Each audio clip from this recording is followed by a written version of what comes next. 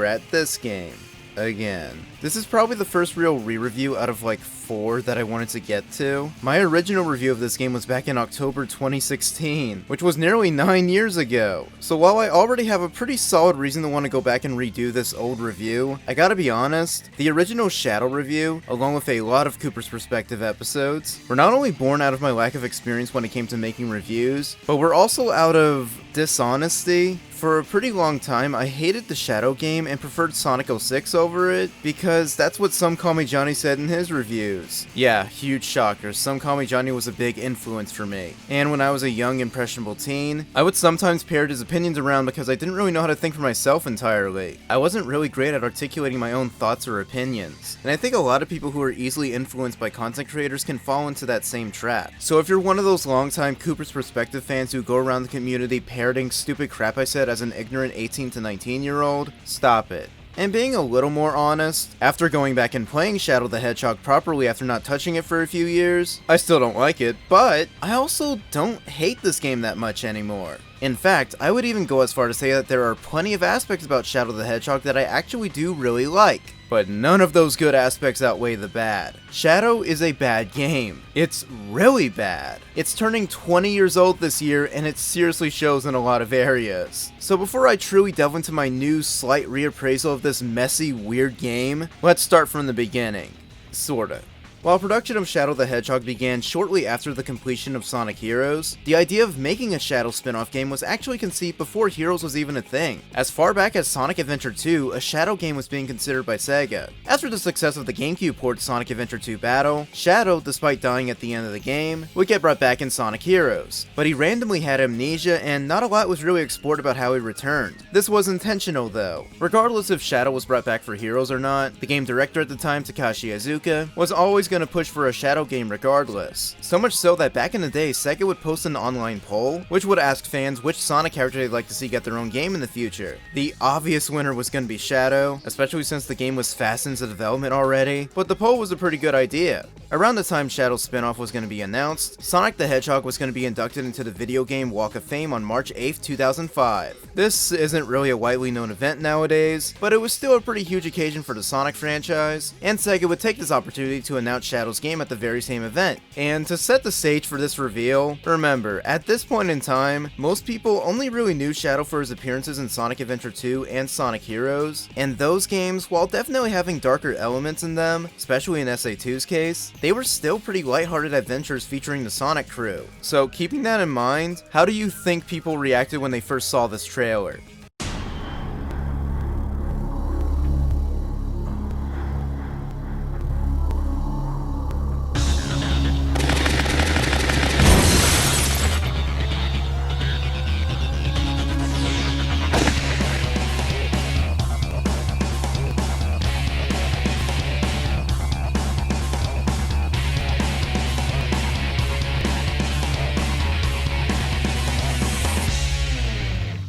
If I was an avid Sonic fan at the time, like I played the classic games, the adventure games, and Heroes, I loved all of them to death and couldn't wait for the next game, then I hear the cool new character Shadow's getting his own game, and then I get slapped in the face with this? I would have been so stunned. I honestly think this is probably one of the most bizarre game reveals ever. I know Johnny said this, but legit, this feels like an April Fool's joke gone wrong. Like, what the hell happened here? But if I thought that reveal trailer was strange, the other advertising they would do for this game was just as bizarre.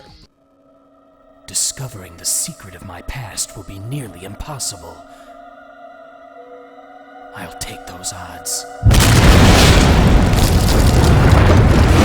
They went all in with this game's edginess and crazier aspects. Sega's E3 2005 booth had that damn Shadow statue where he points a huge gun at the audience. People had to sit down and mold this. And even funnier, it's still around today. It's on display at Sega's offices in Burbank. It's so ridiculous, but I'm kinda happy it's still around. And I hope I get to see it in person someday to finally be executed. But not only was there the crazy presence at E3, but Sega would even host a full-on wrestling event just to promote the game. They had a whole ring designed with Shadow on it and everything. And a Shadow Shadow mascot was even present. It took place in December 2005, shortly after the game came out, but it's still so crazy that this event even happened. Sadly, there's no available videos of it online anywhere, so we just have pictures. I'm kinda sad we don't have a full recording of this entire event, so now it's just a weird piece of lost gaming media. Kinda reminds me of the Slamfest 99 event that was held for the first Smash Brothers. It's kinda sad, but I do really hope videos of both these wrestling events can be found someday. One can hope. Anyway, Sega was going nuts with all these promotional events and TV commercials, and the main tagline of the game was, "Hero or villain, you decide." Remember that. Obviously, this game was doing the exact opposite of what Sonic Heroes did. It was going to be a much darker game for the series, and Shadow was the only playable character. Apparently, this game was originally aiming for a T for teen rating, and earlier versions of the game were reportedly much darker. This is evident when looking at older screenshots, like how some of the enemies had different colored blood, one earlier cutscene had Shadow saying hell, but one of the more interesting cut story elements, there's this pre-rendered cutscene of Maria falling over, and it appears nowhere in the game. There are screenshots of this cutscene, and I'm assuming this is the moment where Maria got shot, but the full scene was never released, and at this point it's probably never going to see the light of day, so all we have is this screen recording from a gaming event. Plus, during an early version of the opening cutscene, it originally showed one of the gun soldiers getting hit. This was edited out the final game version, and you probably wouldn't have noticed that if dorks like me didn't point it out. So the game had more swears and was supposed to be a bit more darker than it ended up being. So what happened? It's actually pretty simple. Despite trying to aim for a T rating, Shadow was also released in November 2005, and in that same year, the ESRB rating board would introduce the new E10 rating, basically the PG-13 of video games. Because of this new rating, and the Sonic franchise also meant to be for, you know, kids, Sega would mandate Sonic Team USA to take some of the edgier content out the game in order to meet the new E10 rating. So yes, a T for teen version of Shadow the Hedgehog was never released, and I honestly doubt Iizuka would ever want to make a Shadow DX director's cut at some point, though if he did make that, it would be a lot more of a director's cut than SADX was. This would end up being the last Sonic game to be developed by the Sonic Team USA division, which dissolved shortly after this game came out. And another thing to notice that this would end up being the last Sonic game to be produced by co-creator Yuji Naka, who would leave Sega like 4 months after this game came out. I know it's easy to joke about what the guy's been doing nowadays, but honestly, at the time, I don't really blame him for wanting to leave after putting his name on such an insane game like this. Not to mention, he probably witnessed how production on another game was going on at the time, saw that whole mess and was like, yeah, no, fuck this, I'm out. But not only would this be Yuji Naka's last Sonic game, but it would also be Takashi Iizuka's last time leading a 3D Sonic game, as he would switch to more of a producer role for future installments. So overall, Shadow the Hedgehog was wholly Iizuka's baby, his swan song for the series, especially considering he was this game's director and writer. Wait, he wrote the story too?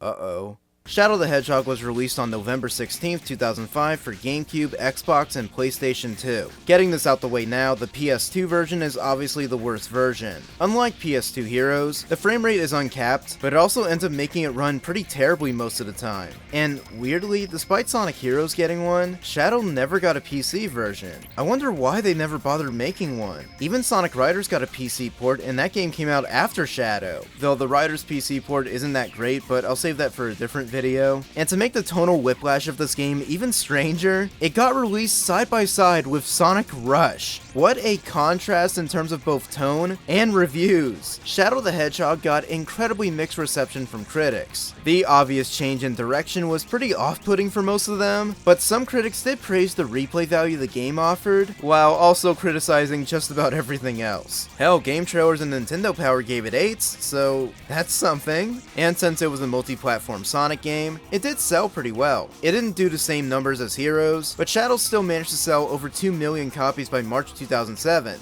This was also one of the first 3D Sonic games I ever played. I never owned a copy of this game growing up, but on one weekend in 2007, I was able to rent the Xbox version when I found it at Movie Gallery. This was way back when I used to watch the cutscenes for the game on GameChap 3000's YouTube channel, and for a while I was at least trying to find Mega Collection Plus or even Sonic Heroes, but Shadow the Hedgehog was the only game I managed to come across on the Xbox. And even at the time, I was very taken aback by how the cover for the game showed Shadow, holding a gun, but I still took the game home. I played through it once, meaning I only got one ending. I think it was neutral hero or something, and then I returned the game without really knowing how to feel about it. I don't think I did any of the level missions, I just went for the gold ring and got some random ending. Then I never rented or played it again until I became a Sonic fan years later. And because of this game's lukewarm reception, a lot of fans would dub Shadow as the first game in the Dark Age, which I personally agree with. If you somehow don't know what the Dark Age is, between 2005 to 2009, a handful of Sonic games got released that were completely torn apart by critics, along with getting mixed reception from fans. So much so that in 2010, Sega would even delist some of the games to better their brand, which even included Sonic Unleashed, which is still one of my personal favorite Sonic games to this day, though it was relisted in early 2014, probably because Lost World got mid-reviews, and the Sonic Boom games were about to crash and burn that same year, so I guess Sega just didn't really care about the quality of the franchise anymore. Even Sonic 06 got relisted on the Xbox Marketplace for $5 in 2022, 12 years after it got delisted. But getting back on topic, yes, Shadow was the first game in this Dark Age, and I think arguing that is kinda pointless. Like, not even referring to the critical reception of the game, just tonally and content-wise, Shadow perfectly fits as being the first of this dark era. All the good and bad aspects of this game perfectly highlight just how wildly inconsistent the next 5 years of this franchise is gonna be, which we will all re-experience in my upcoming reviews and re-reviews. Thank goodness. Even though the game sold alright and got bad reviews, it was still kinda bound to develop a cult following.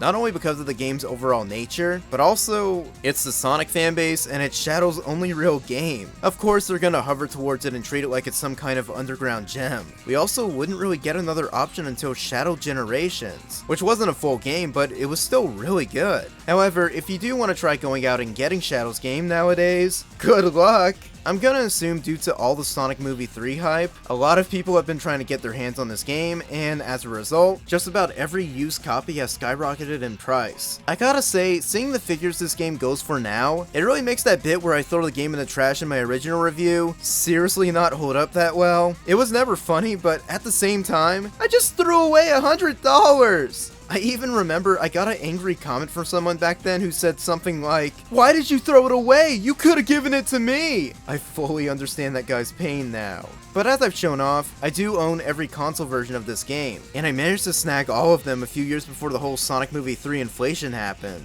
And don't expect me to keep cutting back and forth between these three versions. I'm just gonna mainly use footage from the GameCube version, but with some Xbox stuff shown off every now and then. And to immediately point this out, just like with Sonic Heroes, the Xbox version features better quality FMVs, so I'll be using that version to show off these really beautiful cutscenes. Don't expect to see the PS2 version at all besides this little section of the video. Like, this version plays so bad I honestly shouldn't bother. I'm not gonna throw the game in the garbage again, but the PS2 version is really tempting me. The only thing the PS2 version had over the other versions is that it had a really cool special edition controller. Like, I'm sure it's some third-party cheap controller that's worse than the actual ones, but it came in this really cool bubble packaging, so for game collectors' sake, it's actually pretty cool. And I think it was made by the same company who did that Mega Man X GameCube controller, since it had the same packaging and everything. On the topic of GameCube, a company known as Gamer Graphics made these pretty cool Shadow the Hedgehog decals you can put on your GameCube. Not a lot of people seem to know about this, but it's pretty cool. You don't really see stuff like this get made for game consoles anymore. The same company also did decals for Sonic Riders as well. It's pretty interesting stuff. Okay, fine, I'll stop stalling, let's get to the game. One weird difference I do want to quickly point out, the main menu on the Xbox and PS2 versions fills the entire screen, but the GameCube version has a weird black bar on the bottom.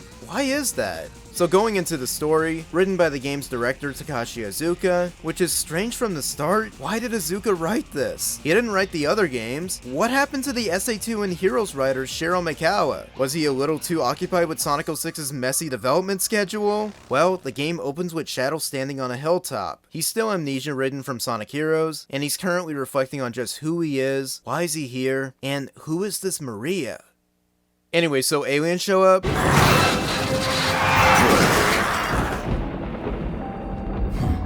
Look how pathetic they are.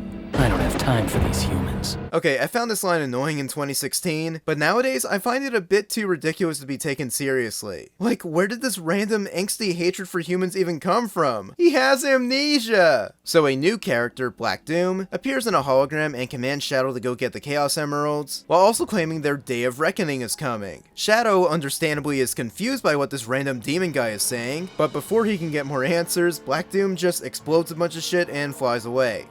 Just what was that all about? If he says he knows the truth about who I am, then like it or not, I have to believe him. Why do you have to believe him? You literally don't know who this guy is! Man, I forgot how smart Shadow was in this game. Thus, Shadow runs off, and the path in which the story heads entirely depends on the player's choices. You can guide Shadow down a different series of subplots and character developments based on the game's overall structure. The levels aren't laid out as a straightforward stage-to-stage method. Instead, they're placed on this rising and lowering graph of sorts, so Shadow can go down different versions of being either a hero, villain, or just plain neutral. And regardless of what you choose, a lot of crazy shit happens in this game's story. Shadow can end up bumping into other characters from heroes, leading to a variety of different cutscenes and interactions. While it's a pretty cool gimmick and concept, in execution, it makes the story play out like a complete mess, along with making the writing even worse than it actually is. This honestly could have been a really fun adventure with this amnesia-ridden Shadow going on a journey to rediscover who he is, but Azuka was clearly not capable of handling a story with that much potential, so instead we get these what-if scenarios that, depending on the player's choices, don't even get to play out that properly. There are 22 levels in the game, well, technically 23. You do a certain objective in a level, and that later influences your direction in the story. But overall, despite there being 22 levels, you only go to 6 stages per playthrough. Not only that, but there are 10 different endings you can get in the story mode too. Again, this was an interesting concept, but the execution was pretty terrible. You can have Shadow either side with Black Doom or the good guys, and while you can fully commit to Shadow staying on either side, you can also just switch sides at any point during the playthrough. So it just becomes laughable when you pretend to side with Black Doom and go down the dark pathways, only to switch it up and turn good last minute. Same goes with the hero pathways where you can team up with Sonic and crew, only to screw them over by turning evil during the last stage. Like, it's just plain goofy. How did Azuka not see the problem here? And during this whole mess, Shadow does get to see Maria again, and we even get to see new interactions with them that we only really saw brief glimpses of in SA2. It's cool to see, but it doesn't really add that much to the story or even Shadow's character development. And I guess relating to Maria, we get one new human character in this game, the Gun Commander, who I guess now, thanks to Ian Flynn, is canonically named Abraham Tower, who's a cousin of Maria and was present on the arc when Shadow was being made, but he holds a burning hatred for Shadow and wants to kill him, in an effort to avenge Maria for what happened on the arc, effectively blaming Shadow for the entire incident. I honestly can't take this guy seriously at all. Every cutscene with him is laughably stupid. He was also never established until this game, so why am I supposed to care about this dude? He's far less interesting than he probably could have been. One other character who was actually brought back from SA2 is the President, but every cutscene with him is boring and he doesn't add anything to the plot. The most entertaining aspect of this guy is that damn picture frame on his desk. That is so amazing that I even remade this picture frame myself and gifted a few of them to some close friends. It's so iconic. So aside from teaming up with Sonic and friends, or teaming up with Black Doom to destroy the world, unless you change your mind last minute on both ends, you can also come across this amazing character arc of Shadow thinking he's a robot, because he sees Eggman's shadow androids in a few levels, and Eggman also tells Shadow that he's one of his robots? What? I made you, and this is how you repay me? I am Shadow Android, the ultimate life form, a copy of Shadow the Hedgehog. This game is a masterpiece. Also, if you're having a tough time taking the game's plot seriously, don't worry, Azuka improved things here by making the characters randomly swear at points. Damn, we've been detected. Shadow, damn you. You're going straight to hell. Even Sonic says damn in a level. Damn, they got away! Leave it to me, I'll chase them down! Yeah, the forced swearing is kinda lame, though the scariest thing that Shadow says, and probably my favorite moment from the entire game, is this line. A Chaos Emerald? You've gotta be kidding me, guys. This is like taking candy from a baby, which is fine by me.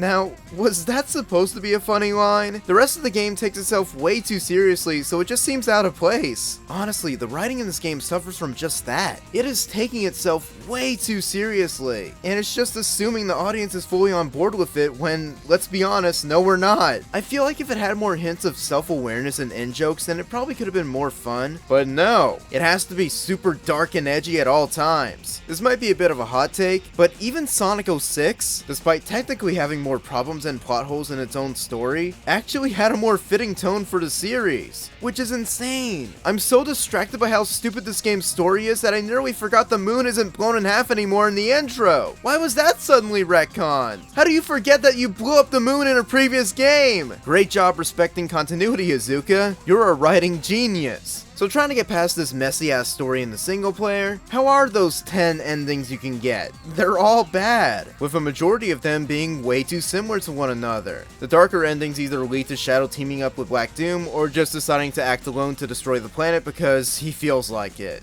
With the power of these emeralds, I'm going to destroy this damn planet. The hero endings are the opposite, with Shadow saying even more cheesy dialogue about how he's gonna save the world, or how he's gonna become the most powerful hedgehog on the planet. It's pretty uneventful. I'm Shadow the Hedgehog, and now, I am the most powerful hedgehog in the world! The power of these emeralds makes me invincible! I am the ultimate hedgehog! This is who I am! 4 of the endings are dedicated to Eggman, and in 3 of them, Shadow karate chops him to death. What? Goodbye, Doctor! And the one ending where Eggman doesn't die just has Shadow telling him to leave before walking off. That's so lame. I know Clement pointed this out eons ago, but why not do an ending where Shadow teams up with Eggman? That could have been really fun. My favorite ending, however, is the semi-hero good ending. This one has Shadow going full emo where he straight up admits he should have never been created, which is a pretty serious and dark ending for the game, but it's completely undermined by Vector having the goofiest voice and dialogue. I am Shadow the Hedgehog, a research experiment gone deadly wrong. I've caused so much destruction. I should never have been created. This is who I am. Hey, don't go there! Yet, things may not be what they seem. You could be. I just want to know what Vector meant by yet. Why did he say that? You're probably wondering, which of these 10 endings is supposed to be canon? No, you're not. You're not wondering that at all. This game is nearly 20. You know the deal. I'm not the first to reveal it. In what is easily one of the stupidest design choices, Shadow the Hedgehog makes this whole morality system completely useless because after you get all 10 endings, a last story segment is unlocked, which contains the only canonical ending. Not only does this choice make every single ending in the story mode completely useless, but every other subplot, character arc, all these alternate stories, and other routes that you can get from playing the game how you chose to, none of that was important. Well, besides the opening cutscene. This game essentially wasted your time with a padded out story mode for virtually no reason. Great. And I gotta admit, this is pretty disappointing. The whole game's tagline and gimmick is that you were the one in charge of Shadow's story. You get to decide if he turns out to be the hero or the villain. You are the one making the big decisions. And then the game slaps you in the face with this, just like... Well, technically, nah. That's some peak game design, Izuka. Just because the past few games had last story segments, that doesn't mean you need to do this. Was this some important mandate? You couldn't just let this go? Well, none of the stupid subplots or endings mattered except this one, so here we go. The last story opens with Shadow collecting every Chaos Emerald and Black Doom appears to thank him, but then out of nowhere, every other character, besides the Chaotix, shows up to try stopping Shadow from giving the emeralds to Doom. Because Shadow is fucking stupid in this game, he's shocked to hear that a character named Black Doom, who has a very creepy voice and overall ominous presence, actually wants to use the Chaos Emeralds to take over the world. Doom immediately uses the Chaos Emeralds to cause the Black Comet in outer space to appear right above the city, where it just sits there. He also reveals to Shadow here that 50 years ago, he actually helped Professor Gerald with creating Shadow using his own blood, which he did in exchange for the Chaos Emeralds, I guess? Then Black Doom freezes all the other characters using a gas coming from the comet, don't ask, so Shadow chases after him to put a stop to his plans. I've heard enough. You're boring me to death, Black Doom. You're going down! Real talk, that is probably Shadow's best line. Even more so because Black Doom is an awful character. He's a super cliche, boring villain, and what's about to be revealed in just a moment makes him way worse. As Shadow's about to whoop Doom's ass, he falls to the ground under Doom's control. Since Shadow has his own blood inside him, meaning Doom can stop Shadow at any moment, apparently. Damn you! No! It's not true! Yeah, that's me at Azuka right now. So as Black Doom is taunting Shadow, the game randomly cuts to the Chaotix who are aboard the Ark, for some reason. Okay, during the story mode, you can bump into the Chaotix, who are trying to hack into a computer system on the Ark, which can lead to you playing levels like Mad Matrix later on. If you continue down this pathway, the 6th stage takes place on the Ark, in a level called Cosmic Fall. If you need your memory jogged about which level this is, it's the one where Vector says, "Find the computer room!" So once you do the hero mission in this level, not only do you find the computer room, but you also get a boss fight with Doom, which will lead to the super emo ending that I mentioned earlier. Despite me providing all this context for you, none of what happens in this subplot correlates to why the Chaotix are randomly on the Ark in the last story. They don't explain how or why they got on the Ark, and they're not even in the computer room you can find in the actual level. What a ripoff! Instead, they're in the main area of the Ark that we also saw back in SA2. Here, they're trying to hack into a computer to find more information about Gerald for some reason. Vector and Espio are struggling with it, until Charmy just smacks into the computer and it ends up working. This leads to an unseen video from the Ark's database being played, which also gets played for Shadow back on Earth. How convenient. The video features Gerald Robotnik, who reveals one of the most convoluted and stupid retcons in the entire franchise. So remember back in SA2 how the Ark had the Eclipse Cannon where Gerald somehow built and designed the weapon to destroy the Earth in an effort to avenge Maria, who was killed by the military? I always thought that was a little confusing and strange. Like, how would Gerald have had the time to reprogram the cannon to fire at the Earth? Why would he even build this thing in the first place? Shadow's game pretty much tries to explain the latter, and it makes no goddamn sense. So, according to Shadow the Hedgehog, Gerald says that he built the Eclipse Cannon because he knew the Black Comet was going to reappear 50 years later, so he made the weapon to destroy the Black Comet and stop the Black Arms from taking over the world. What? That doesn't...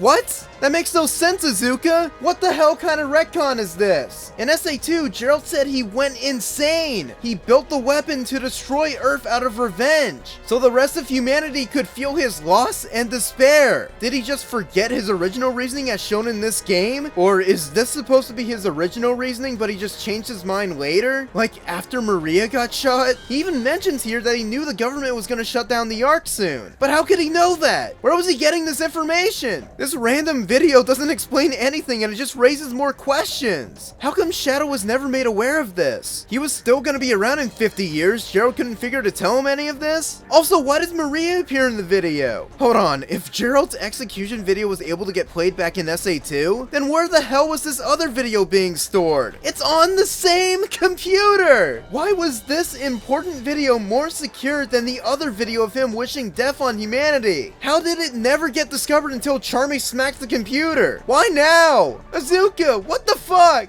I really hope this was just mistranslations making the story worse because holy shit, it makes no sense and it's really stupid. It's also another reason why I hate the Black Arms and Black Doom in general. Azuka clearly wanted to use them as some sort of scapegoat to explain the more flawed aspects of SA2's story, but he ended up just making everything worse and more confusing. I kind of hate this game. So after learning the truth, Shadow overpowers Doom's control, cause he can, then he goes super and heads off to defeat Black Doom once and for all, who by the way transformed into this Devil Doom monster, and we don't even see that transformation happen on screen. Okay. Also, remember back in Sonic Heroes when it was sort of implied that Shadow might be a robot, and then this game had that really stupid subplot which was completely ridiculous and was also absolutely pointless? Well, if you spend 8.5 minutes in the Devil Doom fight, you'll get a sudden call from Eggman, where he reveals that Shadow is actually the true Shadow all along, and that he's not an android. Can you hear me? This must be the last chance I have to see you. What I said about having created you, it was all a lie. Everyone thought you died during that horrible incident, but I rescued you with one of my robots. You lost your memory, that's all. You really are the ultimate life form my grandfather created. Thanks, Mike Pollock. I'm so glad they put this really outlandish Easter egg in this boring-ass boss fight. Yeah, Shadow defeats Devil Doom, and he teleports the Black Comet into outer space, where the Eclipse Cannon blasted into pieces. What Gerald always intended, I guess. This leads to all the characters celebrating, including the military, which leads to another stupid cutscene where the president tells Abraham that they were all wrong about Professor Gerald, and that they should pay homage to him by working to reach a brighter future. Let us pay homage to Professor Gerald. Let's work to ensure peace and prosperity for a brighter future. What do you say, Commander? Excellent idea, Mr. President. I plan to give you a taste of my revenge once all the 7 Chaos Emeralds are collected. All of you ungrateful humans who took everything away from me will feel my loss and despair. Azuka, are you okay? The game ends with Shadow on board the Ark, where he tosses away a photograph of Gerald and Maria, finally being able to move on and put his past behind him. Not a bad ending on its own, if only the rest of the story was better, but that was the plot of Shadow the Hedgehog. It was bad. The dialogue is mostly awful, just about every subplot is completely pointless, and the actual plot points that do matter either don't make any sense, or they're just plain stupid. Shadow behaves like an idiot, and the main villain, Black Doom, is a horrible character, and I'm glad this game was the only appearance he ever had until Shadow Generations about 19 years later. I actually didn't mind his presence in Shadow Generations, and I feel like it got handled pretty well there, which shocked me because going off the initial trailers, I figured Black Doom was going to be the worst part of the game, but he surprisingly wasn't. Also, remember when they explained Movie Shadow's backstory in the 3rd Sonic movie? When they initially revealed that Shadow came to Earth in a meteorite, it kind of reminded me of the Black Comet stuff from the Shadow game, and I was actually so worried they were going to bring the Black Arms lore into the movies, but thankfully they didn't end up doing that. Yet. So while I'm not a fan of the story or writing in general, the cutscenes are actually not that bad. The in-game ones are pretty well animated, and the pre-rendered cutscenes are incredible. These were done by Blur Studios, a company that did cutscenes in a variety of video games, like the first Spider-Man movie game, Halo 2 Anniversary, and they would even help contribute to Sonic 06's cutscenes, and all 3 Sonic movies surprisingly enough. And speaking of which, one of the main people who worked on these cutscenes for Shadow was none other than Jeff Fowler, who would later go on to direct all 3 Sonic movies. It's pretty cool that Jeff was involved with the franchise like 15 years before the movies actually existed, though if I do have a minor complaint about the cutscenes, you can turn the subtitles on and off, and the subtitles have drop shadows during the in-game cutscenes, but for some reason they don't have drop shadows in the pre-rendered cutscenes, which can sometimes make them a little hard to read, especially during the last cutscene. Now then, let's talk about that voice acting. This is bound to be a lengthy segment because, well, this was a pretty big deal when fans found out about it, as much as certain people in the comments will try to argue otherwise. I'm gonna try to refrain from constant comparisons because that shit got old really fast, so I'll try my best to let the voice cast stand on their own in the later games, for the most part. Shadow the Hedgehog was the first game in the series to feature a completely new voice cast from the actors that we previously heard in the adventure games and Heroes. But why? Well, during the production of Sonic Heroes, a new anime based on the series was being worked on. This would end up becoming Sonic X, which debuted in Japan in April 2003 and was due to be localized in America later that year, as a bit of a tie-in with Heroes coming out. Back in Japan, they used the same Japanese voice actors from the video games, which made perfect sense. So when bringing the show over to America, you'd assume they were going to do the same for the English voice cast at the time, but that wouldn't end up happening. In a decision that confused and angered fans at the time, Sega would go to the much-hated 4Kids TV to handle localizing and dubbing Sonic X. 4Kids is a pretty hated company due to their constant butchering of various beloved anime, with unnecessary censorship and just outright bad dubs. At the time of this re-review, I have not watched either the dub or sub versions of Sonic X all the way through, but I do have close friends who have watched both, and they all pretty much agree that while they have nostalgia for the 4Kids dub, the original Japanese version of Sonic X is far superior. So yeah, 4Kids messed up Sonic X. But why exactly did Sega go with this company and not a different one like Funimation? Well, at the time, this choice did make some sense. Sonic is a gaming franchise, and 4Kids were also responsible for the Pokemon dub, which was a franchise that was still going strong, so going with 4Kids probably seemed a bit more appealing to the company. But it ultimately didn't matter in the end. Sonic X only lasted 3 seasons while Pokemon is still ongoing today. Well, however, the big problem with 4Kids handling the dub was that they were a non-union company, and the current voice cast we had were mostly union actors, which meant 4Kids didn't use the game cast when they dubbed the show, instead sourcing their voice actors in-house, which is where we got this brand new cast. Sonic Heroes was also just about to release, meaning both Sonic content had different voice casts at the exact same time. Sega of course realized that having different voice casts for the games and TV shows was going to cause a bit of confusion, so they decided to fix it by dumping all the Adventure and Heroes voice actors and implementing the 4Kids cast into the future games. It was a company decision that went down in infamy, so much so that fans still complain about it to this day. Even after the 4Kids cast, with the exception of one, aren't even voicing the characters in the games anymore. And considering these were non-union actors, I'm sure Sega saw paying less for the voice acting was much more attractive to them. It was easy to do too because the Adventure cast only really had game-to-game contracts, while the 4Kids actors appeared to have gotten a 5-year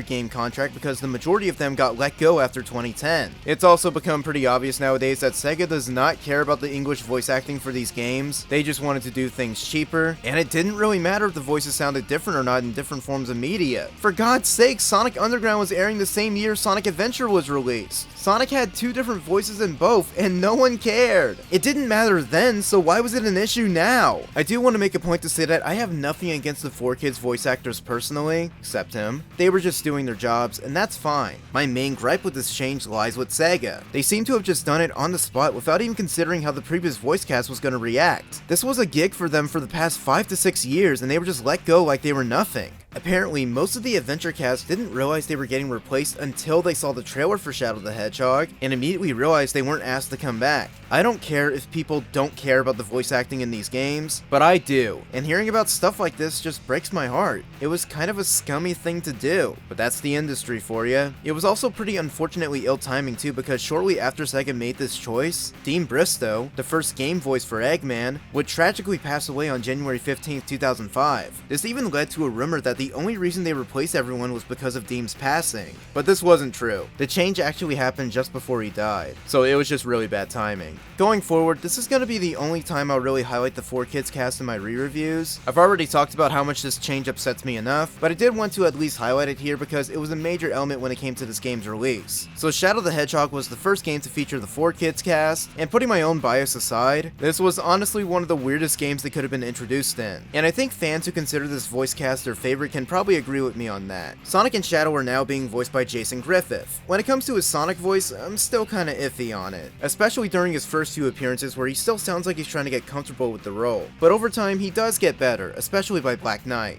Thought you might say something like that. How about a little friendly competition? Looks like the party's getting started. Time to rock and roll!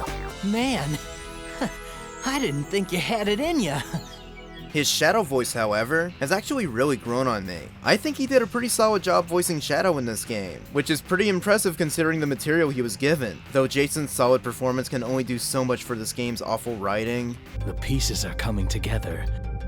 This ultimate life form they keep referring to is the Black Hedgehog, and he died, and I'm its copy. I think you're right. I feel it. They're up there. That's where the answers are. I've got to get to that comet. Goodbye forever, Shadow the Hedgehog. Sean Chamel, of Goku and Funimation League fame, voices Black Doom, and it's just Diet Dr. Claw. It's goofy as hell, and I just can't take Black Doom seriously with this voice. So much so that when they recast Black Doom in Shadow Generations, I didn't even notice or care. That's how bland the character is to me. We're here to save the humans from their own demise.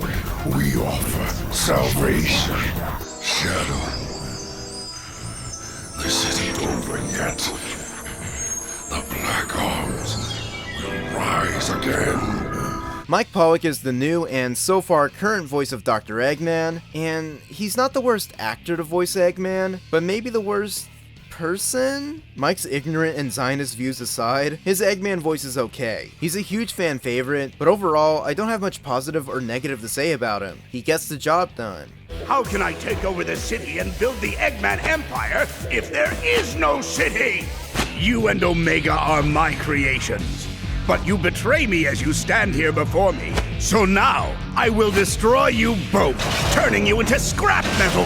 He also voices Gerald Robotnik, which he later reprised in Shadow Generations too, which is kinda cool. So he's a fine Eggman, but Mike, if you're watching, which you most likely are, stop online searching your name all the time because you're bored, and stop causing weird interactions with fans who say they don't like your Eggman voice or prefer a different Eggman to yours. You are a grown-ass man, act more professional, and for the sake of everyone, please delete your social media. In terms of the other 4Kids actors that I don't mind too much, there's Amy Powell as Tails, David Willis as Espio, Amy Berman as Charmy, Rebecca Hong as Maria and Cream, and Lisa Ortiz as Amy Rose. I'm sure he's fine, Rouge. After all, he is Shadow.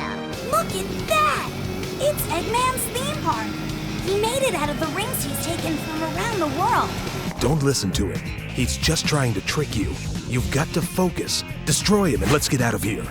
Shadow, I beg you, help Grandfather and those aboard the Ark, please! Yeah! Whole day wasted! But when it comes to the 4Kids voices, I'm still not too fond of. There's Dan Green as Knuckles, fine actor, I just don't like this gruffer voice for the character and how it stayed. Kathleen Delaney as Rouge, she sounds like a 40-year-old, and Carter Cathcart as Vector. It's a funny voice, but it's just a little too ridiculous for my liking. Your timing is impeccable!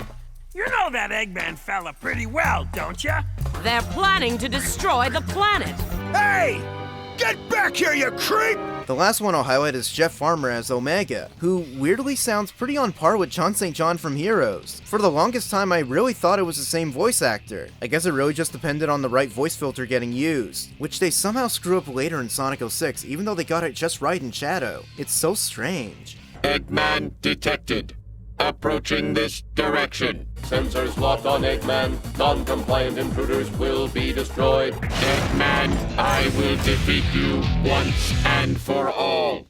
I'm gonna move away from the voice acting for now, and I'm gonna go right into the gameplay. Upon replaying Shadow the Hedgehog, I was kinda shocked that the gameplay wasn't really as bad as I remembered it. The way Shadow controls and plays is adapted from the Speed character in Sonic Heroes, which means his controls can be a bit slippery, but honestly, it's not as obnoxious or as unplayable as they made it out to be in my original review. I guess after playing through all 4 versions of Sonic Heroes and playing through Shadow all the way through on Xbox just got me used to the controls. In terms of moves, Shadow has the homing attack and even the spin dash, but it's so poorly implemented in this gameplay style that it's practically worthless, and it's nowhere near as satisfying to use as the spin dash in the adventure games. In terms of other returning moves, Shadow still has the light dash, and they even adjusted it a little. Now it's dedicated to its own button. Going off the GameCube controller, when by a trail of rings you press X to activate the light dash, you know, instead of pressing B like before. This was a pretty cool fix that actually could have benefited the previous games, even though the move itself still kinda bugged out for me a few times, but it's whatever, I like this change. They even adjusted the camera controls, with them now fully mapped to the C-stick/right analog stick, unlike in Sonic Heroes where it used that and was mapped to the L and R triggers. In Shadow, the L trigger does nothing, while the right trigger lets Shadow strafe, I guess. The camera itself is okay, but it does get stuck sometimes, most notably when you're climbing up or down an area. Shadow also has combat moves when you press the B button, but the hitboxes on them are really awful. I straight up don't recommend using your fists ever. No, the main gameplay gimmick that Shadow pushes onto the player is the weapon gameplay. This is still one of the most bizarre decisions ever made in the series, and you know what? It's actually pretty well implemented. I'm not joking, using weapons in this game can be pretty beneficial and fun. You can find a huge variety of handguns, which you can collect by picking them up from enemies you defeated, or from item boxes that you can smash open. Obviously, every gun has limited ammo, but you can refill it by just running over the same gun you find on the ground. There's even melee weapons like swords and stuff, but weirdly, they also have a limited amount of times you can use them, which is a bit odd. One thing that returns from Sonic Heroes is that all the enemies still have health bars, but I don't mind it here. If anything, it actually encourages you to use the weapons more since it'll help eat away the enemy's health faster.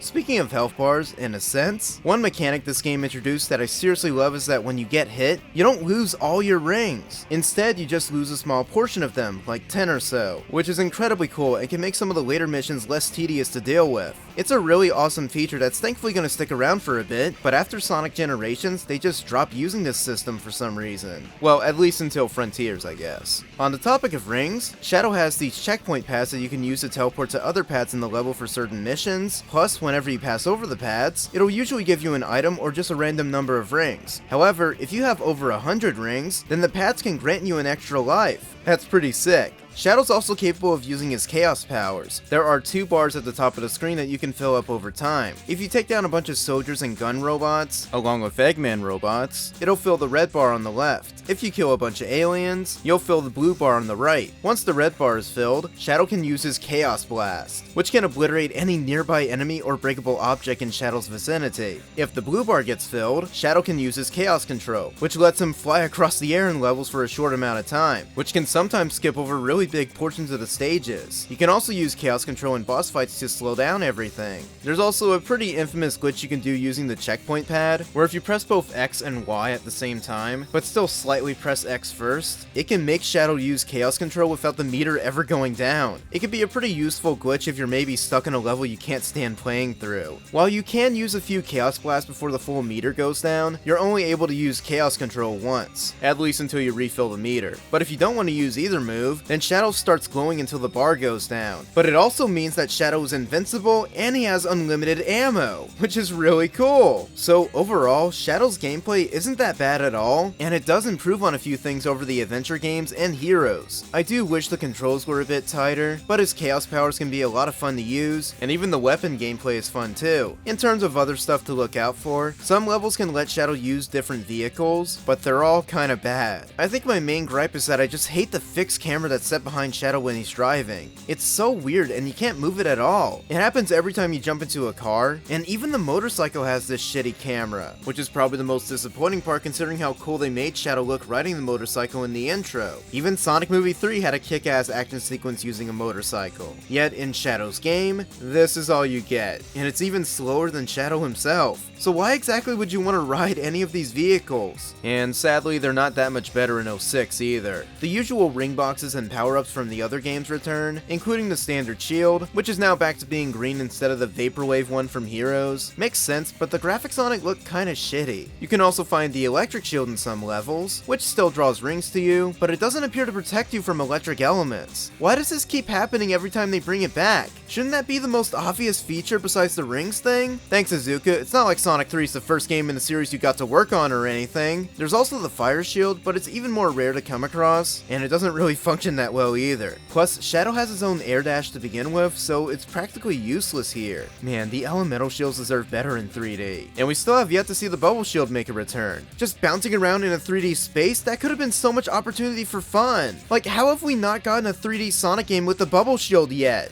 Before I discuss the actual levels and their objectives, I want to get this out the way now. I'm still not a huge fan of this game's art direction. The contrast going from the super bright and colorful environments of Sonic Heroes, then getting hit with the dark and brooding world of Shadow is such a huge downgrade in my eyes. This is one of the most ugly Sonic games I've ever played. Every level is either gray, brown, or are just really generic city locations that all carry this really unappealing dark color scheme. The only 2 levels that really stuck out to me were Digital Circuit and Mad Matrix. Mainly because those levels take place in computer worlds, so they're allowed to have more than just 2 colors. Obviously, art is subjective, but I just can't get behind this game's insanely bleak art style. Even some locations like the Ark and Prison Island from SA2 get brought back, but the colors are so damn muted that it just makes them look worse than they did 4 years ago. Even the first Sonic adventure on Dreamcast looked more appealing. What also makes the art style kinda worse is how all the main Sonic characters are using the same designs from Sonic Heroes, and they do not fit in this dark, bleak world at all. They stick out like a sore thumb, and they're somehow shinier here than they were in Heroes. Again, how did Azuka not see the problem here? I will say, not every level can look bland. I actually do like the purple aesthetic in some of the levels, especially in the last few levels when you're in the Black Arm alien locations. These levels look pretty unique and cool, but aside from those places, I'm just not a big fan of this game's art style in general.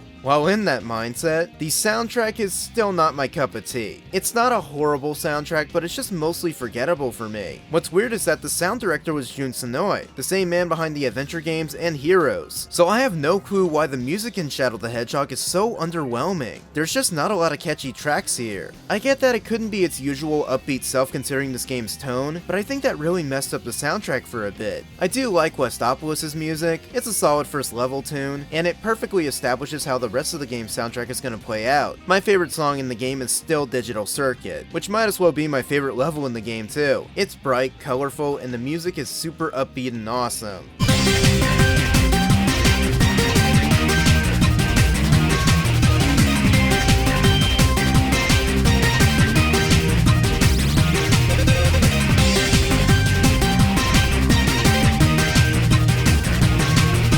The soundtrack matches the bleaker, more serious tone for the game, but as a result, most of the music in the game just doesn't appeal to me. Something is wrong when I find the cutscene music more entertaining to listen to than the actual level music. Like the cutscene where Shadow goes super, you can hear a bit of Live and Learn mixed in with I Am All of Me. It's pretty sick, and it's one of the best arrangements in the game.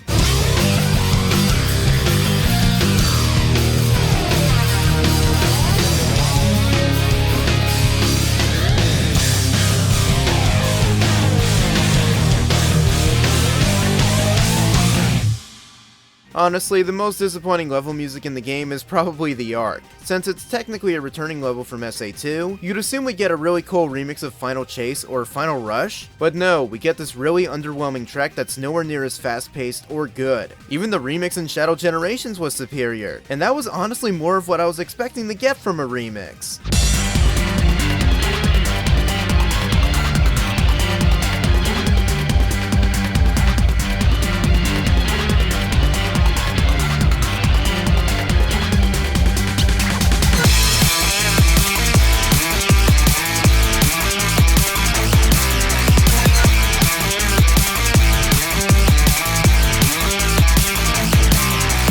The vocal themes are also a mixed bag for me. The Crush 40 songs are probably the best ones. Just like in Sonic Heroes, we get two of them. One for the intro and one for the ending. I Am All of Me is an alright opener, but Never Turn Back, which plays during the last story credits, is easily the best song in the game. And I think it's a top 5 Crush 40 track. Can you see all of me? Walk into my mystery. Step inside and walk for dear life. Do you remember me? Capture you and set you free. I am all of me. And now I'll never turn back. I'll never turn that way. No matter how life tries to face me, I turn the other way. We also get a pretty sick remix of Eggman's theme from SA2 known as the Doc Robotnik's mix, which was done by the Remix Factory aka Bentley Jones, who would later go on to make Silver's theme in Sonic 06, Dreams of an Absolution. It's a catchy ass remix and I love it.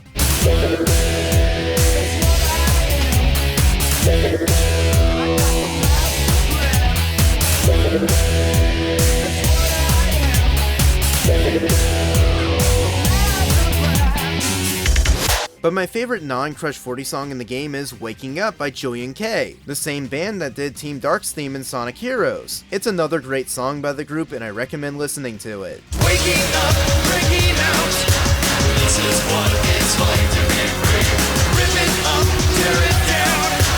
This is what it means to be free. Waking up, breaking out.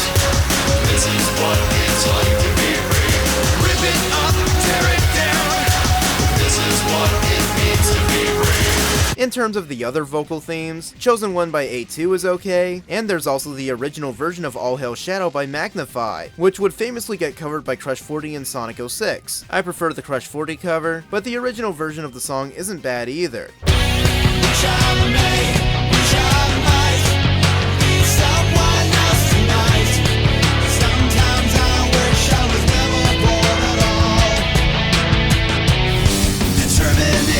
Of the strong, found the meaning that you searched for so long. All hail Shadow, heroes rise again. And the last main vocal track of the game is Almost Dead by Power Man 5000, which is, No more gods, no more graves. Are you friend or fiend? No more life, no more death. Somewhere in between. I'll just let that speak for itself. Edge incarnate, this song. Fun fact, by the way, there's an early Beta 4 build of Shadow the Hedgehog on Xbox, and it features some earlier versions of the level music and vocal themes. The beta even included this unused vocal track, Broken, by a band called Sins of a Divine Mother. That is so emo sounding, I love it. Apparently, June was trying to get in contact with the band to use this song in the final game, which is why it was being used as a placeholder in the beta. But unfortunately, June wasn't able to contact any of the band members because the group actually broke up before a conversation could happen. As a result, the song was left out the final game. It's a bit of a sad story. It's honestly not that bad of a song either. It would have fit just fine with all the other vocal themes too. I'd recommend looking it up if you're curious. So I was gonna play a sample of Broken like all the other vocal themes, but I went look it up and I found out that Sins of a Divine Mother actually reissued their original EP, and they even put out a 20th anniversary edition remaster of all their songs. So just to be safe, I'm not gonna play a sample of the song because I don't want to get a copyright claim on this video, but I guess go check out their EP on Spotify, which includes Broken. It's so random that this even exists. But it is pretty cool that this lost vocal track for Shadow the Hedgehog is also on Spotify with the rest of the game soundtrack. So yeah. If you think this review has gone on for long enough, well, we're nowhere near done. It's time to talk about the one aspect that isn't so easy to discuss, the levels. This game has a story mode and a select mode. Basically, you start a new game in the story and you play through 6 stages. Obviously, there's not just 6 stages, there's 22, well technically 23, and you'll have to play the game over and over again to access every level in the select mode. I'm guessing this is where all the praises for the replay value were coming from, for some reason. According to my research, and by that I mean just looking it up on Wikipedia, there are actually 326 different possible pathways that you can create using this system. Yeah, that's a lot. But in order to get the full experience of the game, and by that I mean just unlocking the last story, you have to play through the story mode 10 times. And honest to God, the way this game handled this idea was really messy. Like, this layout is a complete mess. In pretty much every level, there's about 3 different objectives you can do, though sometimes there's just 2 depending on the level. There are hero, neutral, and dark missions, which can be activated in levels by either bumping into one of the other characters or Black Doom. You can also use the D-pad to switch missions on the fly, which is pretty useful, and it's also kind of funny seeing the characters get squished over and over again by just turning their missions on and off. The neutral missions are usually just about reaching the goal ring, whereas the hero or dark missions can involve finding and destroying a certain number of enemies, and every single one of these missions can be extremely tedious. To put it bluntly, these are basically the chaotics missions from Heroes, but oftentimes made worse. The missions where you gotta find a certain number of enemies in a level are seriously the worst ones in the game, because just like in Sonic Heroes, you have to find every enemy in order to beat the mission. And while the teleporting checkpoint pads can sometimes be useful, that doesn't make the missions any better. Not to mention, with how samey and bland every level can look, this can make it really hard to lose track of where you even are. It's just awful, and I usually try really hard to avoid doing these missions, but with the way the story mode is laid out, that doesn't matter. Like, sure, you can skip these missions and maybe do a different one, but that could also mean the pathway / ending you were originally aiming for is not only out of reach now because you went to a different mission, but you can also be thrown into another level where you'll pretty much have no choice but to complete another mission that's pretty much the exact same task, except now you're trying to find an assload of enemies in a whole different level. This sucks. But you know what would have been kinda helpful for these missions? I don't know, maybe a radar? Believe it or not, there's an early screenshot for the game that actually showed that there was a radar at the bottom of the screen, but it was removed in the final game. But why? Okay, to be fair, looking at this screenshot, this HUD does look like a cluttered mess. But at the same time, why not just redesign the radar to be at a different part of the screen? Or fuck it, just let the damn radar take up 1/4 of the damn HUD. Anything would have been better than just throwing the player in these huge ass levels trying to find these damn soldiers or aliens. What also sucks is that no matter which mission you select, all the enemies still attack you. Yeah, it doesn't matter if you're going after the soldiers or the aliens. I guess they just didn't factor in programming the AI to adjust to this, though being fair, that may have been a bit too complicated to set up. What is kind of funny is that if you have either Black Doom or a different character traveling with you, attacking either group of enemies will result in them either responding positively or negatively, which is a nice touch, but it's also just generally really funny when it happens. Yeah, smash them up! You alien scum! Stop that once! Yeah! Do it, Shadow! Do it! Don't hurt them!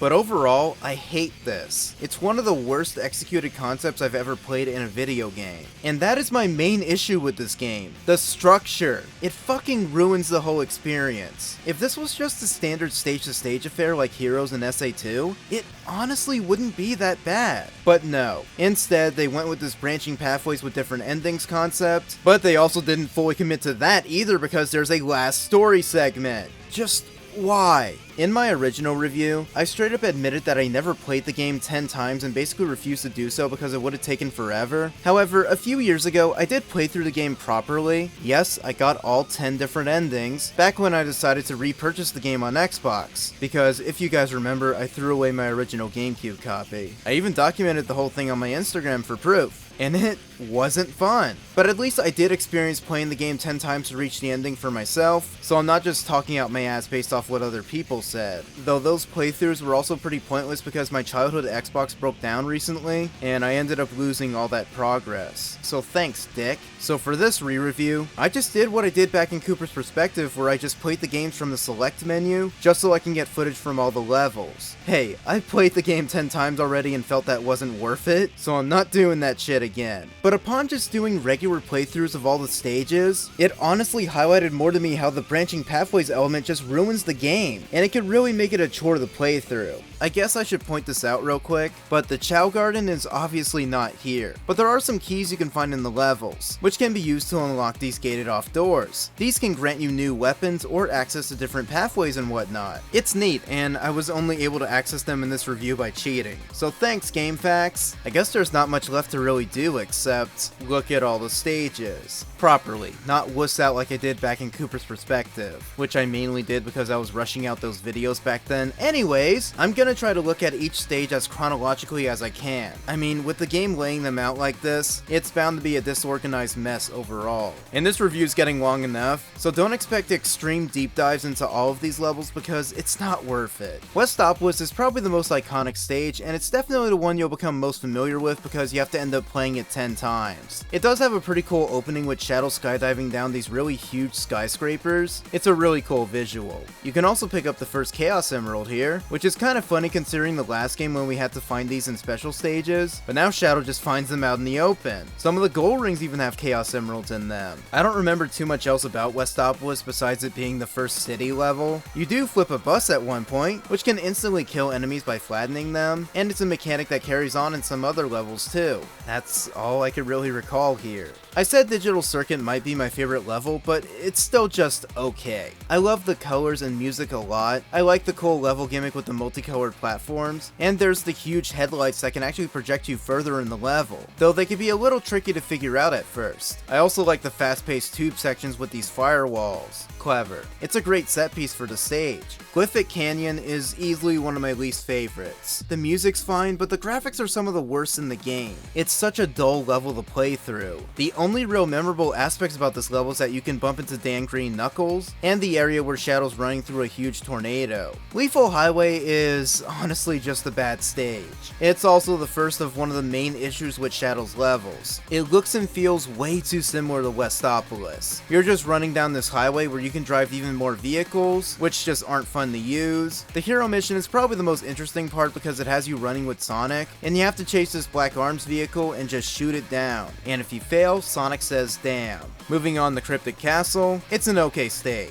I love the overall Halloween aesthetic, but I really wish the colors weren't so muted here. You can hover in the air using these pumpkin balloons, which are fun and can help you reach these different pathways and weapons out of reach. The main hero mission has you running in the level with Amy, who asks for Shadow's help to find Cream and Cheese, which I'm pretty sure makes this the only level where Cream and Cheese appear. There's even some areas with all these Chow walking around, which is pretty cute, but you can also attack and scare them if you're evil enough. Prison Island is such a weird level. I'm pretty sure the setting is supposed to be the same island that Eggman nuked in Adventure 2, but now it's all worn out with a bunch of vegetation growing everywhere. Shouldn't it be way more destroyed than this? There's also rivers of toxic waste everywhere that you'll need to use a platform to hover over. But where the hell did these toxic rivers come from? I do like that there are jail cells everywhere. Helps point out that this was indeed a prison at one point, but how are these cells still intact after Eggman bombed them? Like, what are they made out of? Anyways, the stage is okay, but it's just another really dull one where you're just running forward some more. But the hero mission does feature Charmy, who doesn't know what a top secret disc is? Goofy line, but I also wonder if this was maybe a callback to Charmy just not knowing things like he did in Sonic Heroes. Circus Park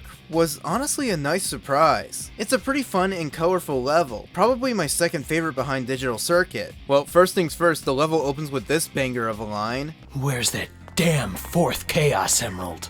I love how Jason put more emphasis on damn when fourth is capitalized on the subtitle, but getting back to the level itself, I think it looks way better than levels like Cryptic Castle, since the colors aren't as muted as before, but it also still manages to fit the overall world of the game. The hero mission with Tails involves collecting 400 rings, which is thankfully not a huge hassle, mostly thanks to Shadow not losing all his rings at once when he gets hit. If only the Chaotix mission in Casino Park had this feature. The level even features the infamous Barrels of Doom from Carnival Night? It's actually a really cute inclusion. Like, of all callbacks, I never thought I'd see these get brought back at all. Overall, fun level. But when it comes to the next one, Central City is awful. First off, it just looks like Westopolis again, and the missions here are terrible. No goal ring. You have to choose either the hero or dark mission, and both of them are crap. So you can either activate 5 bombs with Black Doom, or get rid of 20 small bombs with Knuckles, where you can only seem to get rid of the bombs by collecting a weapon where you could suck things up. But you can also lose this weapon, making the hero mission impossible to finish unless you restart the whole stage. Neither of these missions are fun. Pick your poison. I'm moving on.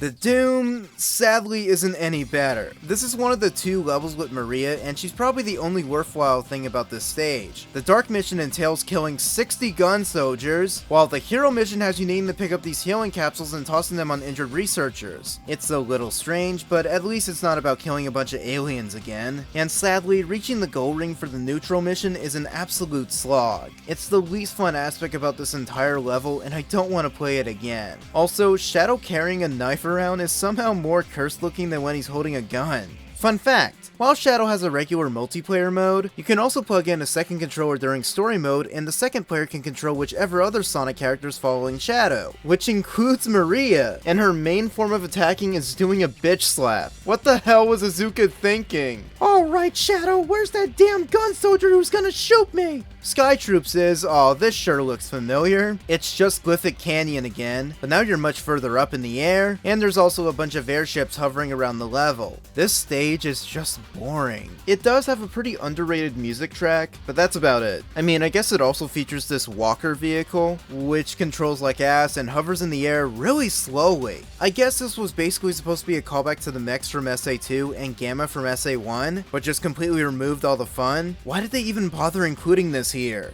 Next is Mad Matrix, which is just Digital Circuit again, but not as appealing. There's a lot of copy and paste level design included here, and I'm also not a huge fan of needing to hop on these digital platforms over and over to get the colors to match. It can really bring the gameplay to a halt for no reason. The graphics are still colorful and decent, but I don't think the music is anywhere near as good as Digital Circuit. Not a horrible level, but also just not super entertaining either.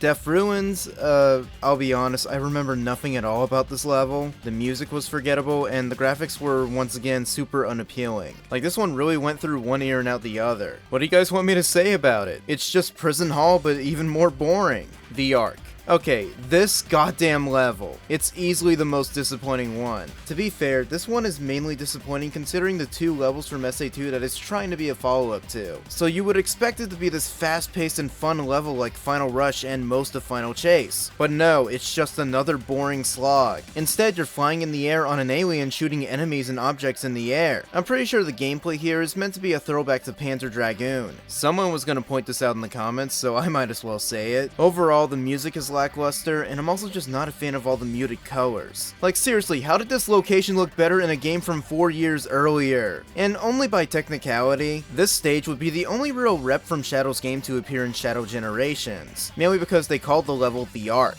Obviously, this remake of the level was far more inspired by Final Rush and Final Chase, which was a good choice in the end. It was a really fun starting level. Air Fleet. So, you notice how dull and just bland most of the levels have looked so far? Well, this one doesn't help. Instead of using brown and green, this one is just gray. Plus, the level designs are a lot more plain and flat. There are some okay platforming sections, but to be honest, this is just another forgettable level that I'll never want to go back and play. Moving on to Iron Jungle, this one is a little better. The level design is a lot more straightforward, and we also get to see Omega, who's always awesome. Not only that, but the shadow androids even appear in this level too. They're one of the more tougher enemies, but they're not super difficult to beat. And it's actually pretty neat seeing the shadow androids in action after seeing them get teased in Sonic Heroes. Seriously, why was that shadow android in that cutscene? Space Gadget is just the Ark again, but this level has no flying and there's actually a bit more fast-paced platforming. You even get to race Sonic in the hero mission too. The music here is better as well. Honestly, I think Space Gadget and the Ark should have swapped titles. So I guess that's my overall verdict. It's better than the Ark, but not by much. Lost Impact, god damn it. Just like with the Doom, it's another level with Maria, and it's also literally the exact same as the Doom. Seriously, they're almost the exact same level. And because of that, the Doom and Lost Impact are easily my least favorite stages in the game. The hero mission here is even worse. Instead of needing to heal 10 researchers again, you have to hunt down 35 artificial chaos. Yes, they brought these annoying enemies back, and for some reason they look way worse here than they did in Adventure 2. Plus, getting to the goal ring is still not fun. It's just a bad stage. Whose favorite level in Shadow the Hedgehog is Lost Impact? Seriously, who? Let me know in the comments. Gun Fortress is just another rendition of Air Fleet. It's not as dull, but it's also not that fun either. There was this one section where I got a bit lost, and I ended up finding this random arrow on the wall that tried guiding me. That caught me so off guard for some reason. There are also these random fixed camera sections. I guess it was meant to be a security camera angle. It adds nothing to the level, but it's there. Oh yeah, this is also one of the few levels in the game where you can hear one of the gun soldiers randomly say, "Mr. Yuji Naka is alright!" Which was a pretty cute Easter egg at the time, but nowadays it didn't age too well. That man is not okay. Black Comet. It's one of the 5 last stages in the game, and out of the 5, it might be my favorite. The level did last about 11 minutes, but it is the main final stage that I kind of enjoyed playing through. Lava Shelter. Obviously, it's the lava level, but it's also the main level that really shows off how improved the grind rail mechanics were. Switching rails was thankfully made a lot smoother, so you're not just shot left or right like in SA2 and especially in Heroes. It kind of surprises me that in spite of a lot of the game's blunders, Shadow the Hedgehog did fix a few mechanics in the previous games. I just wish we saw more of that throughout the game though. Oh, by the way, the lava in this level is instant kill, so be on the lookout for that. And this was the level where I used a special weapon, the Egg Vacuum, which can suck up enemies and items. This weapon was also heavily inspired by Billy Hatcher and the Giant Egg. I never played it, but do you guys remember when the box art said from the creator of Sonic the Hedgehog, and they actually used the Sonic 06 logo? This game came out in 2003, but a PC version did release in 2006, but only in Europe. Wait, why am I talking about this game? Cosmic Fall. Find the computer room! And that's all you really need from this stage. It's the 3rd and last Ark level, and it's probably the worst. It opens with a really terrible platforming section that you'll most likely have to keep redoing over and over if you keep dying. It just takes forever. Oh, I get it. The level's called Cosmic Fall because you're falling at the start. This level's boring and forgettable, screw this. Final Haunt. Remember Black Comet? Well, it's pretty much the same level. It's not better or worse than Black Comet, it's just kind of alright. This one does open with Shadow falling into the area, which is always a pretty cool opener for a level. I also kind of like the music track here. It's pretty funky sounding.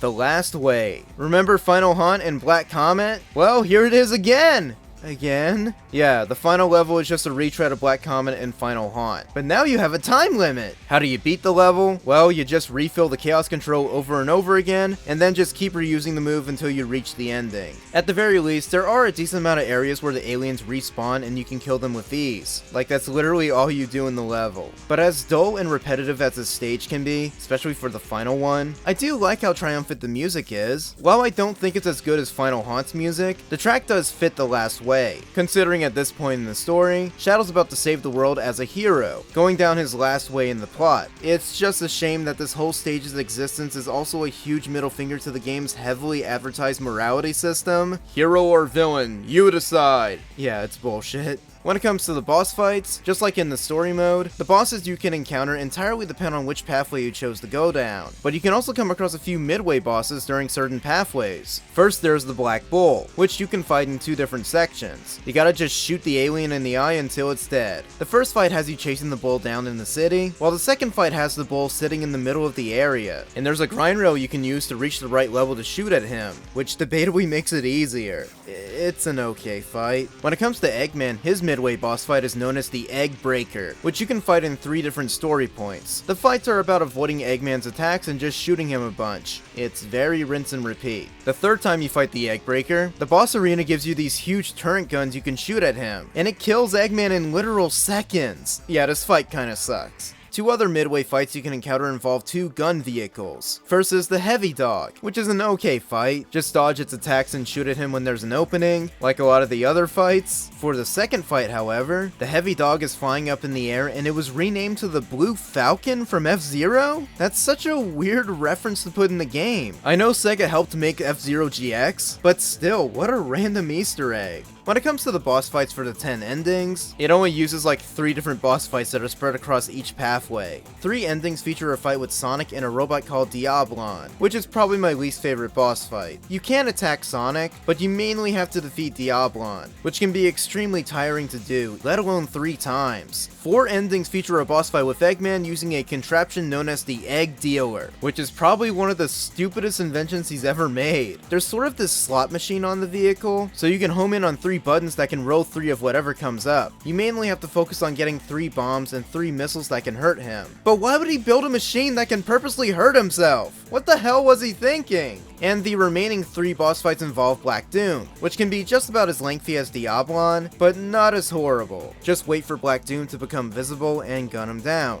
The final boss with Devil Doom is boring. Super Shadow just flies around and can shoot stuff at Doom. The main attack you gotta use is Chaos Spear, which you can charge up by holding B and letting go will shoot it at Black Doom's eye. Yeah, you gotta aim for his eye. But if you get too close to him, he's just gonna teleport away and appear somewhere else. And since you're a super form, you also have to keep an eye on your rings. But there are a good amount of ring balloons nearby that you can shoot at, and they can spawn in the same time Doom reappears as well. But overall, this fight drags on, and it's a pretty lackluster way to end the game. Needless to say, the Devil Doom boss fight in Shadow Generations is far superior. We even got to see a transformation sequence before the fight, so bonus points for that game. And remember, this is also the same fight where you gotta pad it out for 8.5 minutes, then Eggman will suddenly radio in and explain to Shadow that he's actually the real Shadow or whatever. So if you care enough about this game's stupid ass story and continuity, there you go. This game is so dumb. When it comes to the non-single player content, the game does have a regular multiplayer mode, but it is so lacking that I seriously wonder why did they even bother? Like, remember how varied the multiplayer was in SA2? And even how Sonic Heroes had a decent amount of modes to play through? Well, Shadow only has 3 levels and you just chase each other down and fight. Also, instead of getting to play as the other characters, you can play as Shadow, a Shadow Recolor, and a bunch of Metal Shadows. So yeah, besides the co-op feature in the story mode, this is all the multiplayer mode in Shadow the Hedgehog has to offer. My friend Anthony and I recorded the whole thing in like 6 minutes. It was insanely dull. In terms of extra content, unlike the adventure games and Heroes, this game doesn't have emblems, but you can go get all A ranks in every stage and their respective missions, which thanks to GameFAQs I didn't have to do. Getting all A ranks will unlock a new mode, Expert Mode. This mode has you play through all the levels, and most of them just involve reaching the goal ring, with a few exceptions. And at the start of each level, you can activate these hint bubbles to hear more dialogue from the characters, in case any of you were interested. Though you don't get to hear Black Doom because apparently Expert Mode takes place after the story mode, which,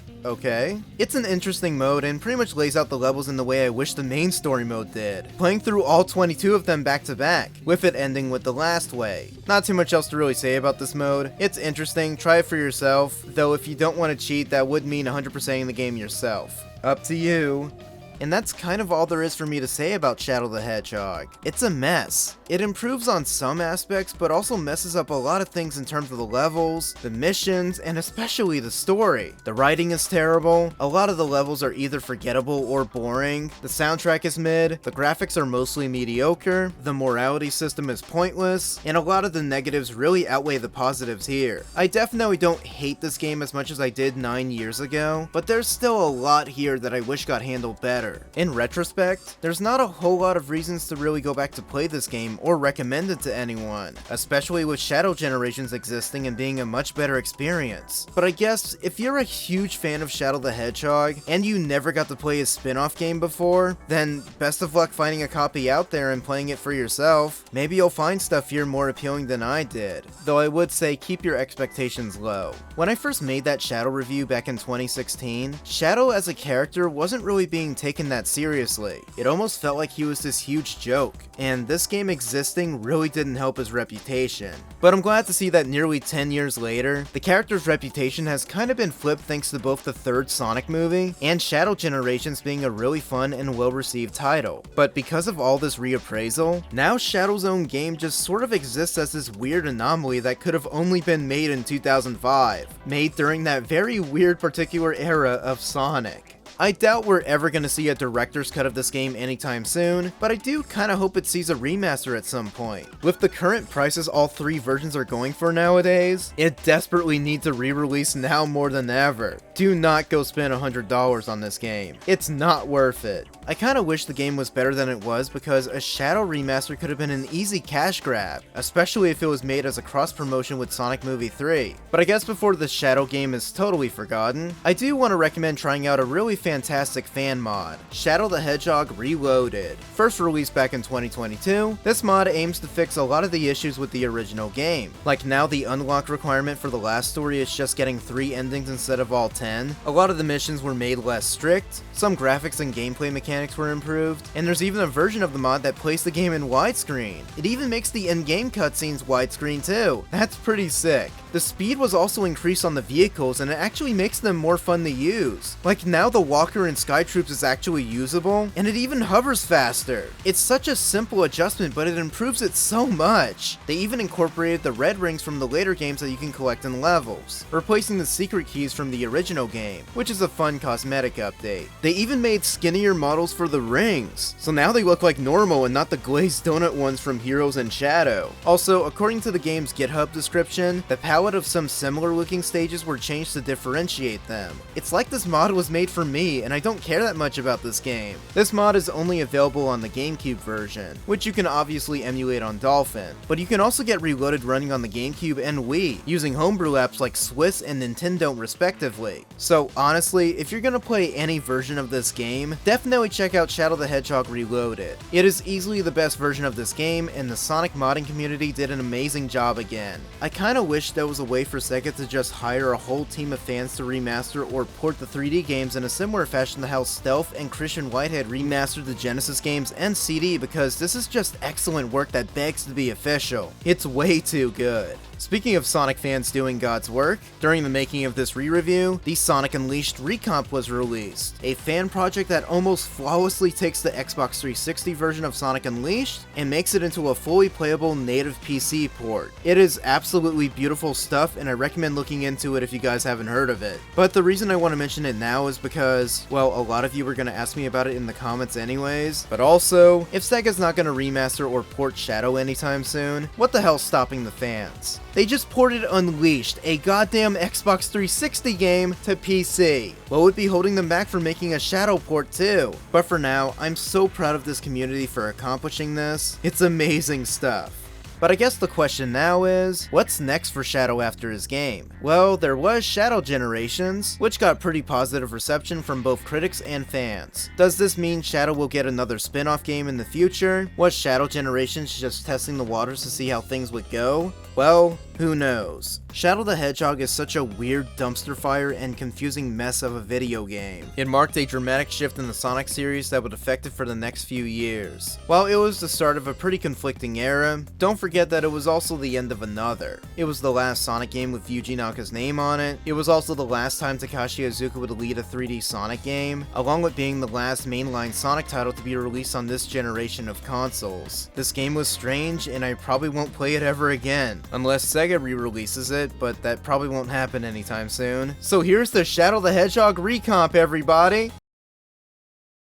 Hey, whoa, wow, wasn't that such a great re-review? Sorry for the abrupt ending, I just didn't know how to close it. But yeah, that was the re-review of Shadow the Hedgehog. So glad I'm finally past this game again, because honestly, after revisiting it, while I did enjoy a few aspects of it a little better, I don't want to play or think about this game probably ever again, and I can't wait to move on to other things. Plus, the more I realize it, now that I've finally got past Shadow, that means the next re-review is going to be Sonic 06. That's not the next episode though, because holy crap, it'll be a huge undertaking tackling that game again. Plus, I got other reviews I want to work on anyways. So until then, thank you all for watching my Shadow re-review, and huge thanks to my patrons who have been on screen this whole time. B.A.G. Gomez, Edward Miller, E. Omar SP, John DeBarra, Millhouse, Orpheus, Soul Sixrus, Stephen Wright, Swifty Swoosh, and Turtle Powa. Thank you all for the support. My Patreon and everything is linked in the description. Anyways, it's like 3 in the morning right now. Thank you all so much for watching. I will see you all in the next review. Have a good night or morning, and take care. I have strep throat right now. This fucking sucks.